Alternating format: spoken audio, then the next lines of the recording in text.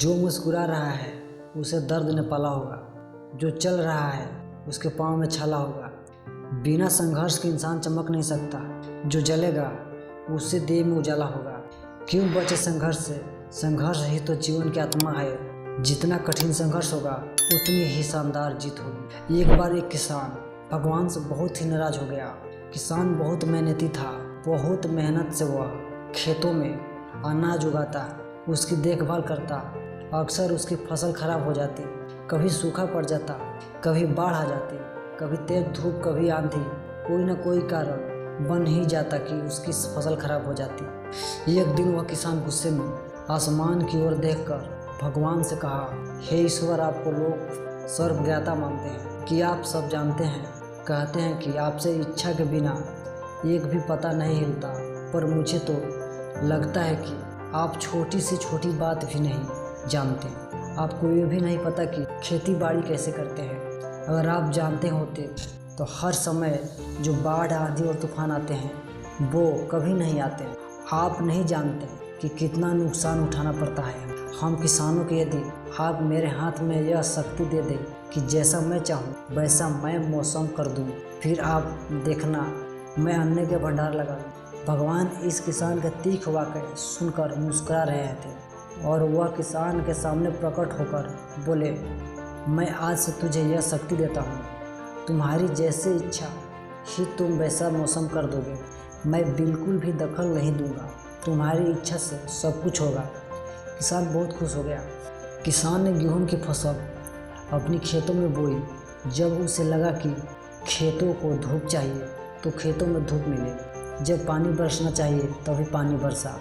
आंधी, तूफान, बाढ़ कुछ भी उसने अपने खेतों पर आने नहीं दिया। किसान के खेत में इस वर्ष ऐसी फसल हुई जैसे कभी नहीं हुई थी। हरी भरी लहलहाती फसल। मन ही मन वह बहुत खुश हो गया और सोचने लगा, अब सबूत के साथ दिखाऊंगा भगवान को। इसे कहते हैं शक्ति का सही उपयोग। मेरी सफलता देखकर उन्हें अपनी नियम जरूर बदलने पड़ेंगे। कुछ दिन गुजरने फसल कटने को तैयार हो गया। किसान बहुत उत्सुकता के साथ फसल काटने लगा, पर जैसे ही उसकी नज़र गेहूं की बालियां पर गया उसने अपना सिर पीट लिया और वह रोने चिल्लाने लगा। गेहूं के एक भी बाल के अंदर गेहूं का दाना नहीं था, सारी बलियां अंदर से खाली थी। किसान बहुत दुखी हो गया।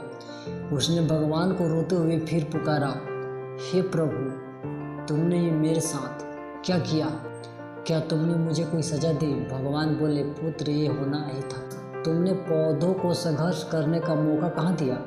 ना तो तुमने उन्हें आंधियों से झूलने दिया, नहीं तेज बारिश सहने दिया और ना ही धूप में तपने दिया। एक भी चुनौती का सामना तुमने उन्हें नहीं करने दिया, इसलिए सारे पौधे अंदर से खोखले रह गए। जब आंधी, तूफान, तेजी बारिश और धूप पड़ती है तभी ये पौधा अपने अस्तित्व को बचाने के लिए संघर्ष करते हैं और इसी संघर्ष से एक बल पैदा होता है जिसमें शक्ति होती है, ऊर्जा होती है। और यही ऊर्जा पूर्ति तेरे गेहूं के दानों की तरह जो नहीं फूटी। तूने उन्हें कठिन परिस्थितियों में गुजरने ही नहीं दिया। जहां उनके अस्तित्व का जन्म होता है, सारे बलियां इसलिए खाली है, इसमें एक भी गेहूं का दाना इसलिए नहीं है क्योंकि तुमने पौधों को संघर्ष कराया ही नहीं। याद रखिए, स्वर्ण में स्वर्णीय आभा तभी आती है जब वो आग में तपने, गलने और हथौड़े के पीटने से जैसे संघर्षों से गुजरता है।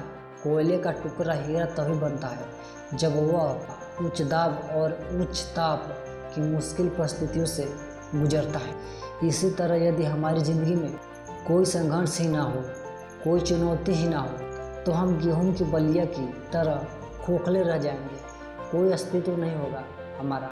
विपरीत परिस्थितियों की चुनौतियाँ, समस्याएं हमें और अधिक निखारती है। यदि जीवन में कठिन परिस्थितियाँ और चुनौतियाँ आए तो घबराना मत, बल्कि सामना करना, विश्वास करना कि आप और अधिक निखर जाओगे और अधिक मजबूत बन जाओगे। किसी ने कितना सही कहा है, जिंदगी जीना आसान नहीं होता, बिना संघर्ष का कोई महान नहीं होता। जब तक ना पड़े हथौड़े की चोट तब तक पत्थर भी भगवान नहीं होता।